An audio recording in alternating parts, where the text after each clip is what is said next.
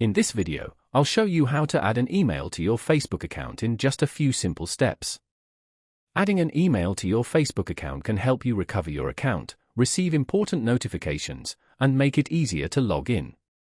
First, open the Facebook app and tap on the three horizontal lines in the top corner. Scroll down and tap Settings and Privacy, then tap Settings. Next, open Account Center. Inside Account Center, tap on Personal Details, then select Contact Info. Here you'll see the contact information connected to your account. Tap on Add New Contact, then choose Email Address. Now enter the email address you want to add and tap Next.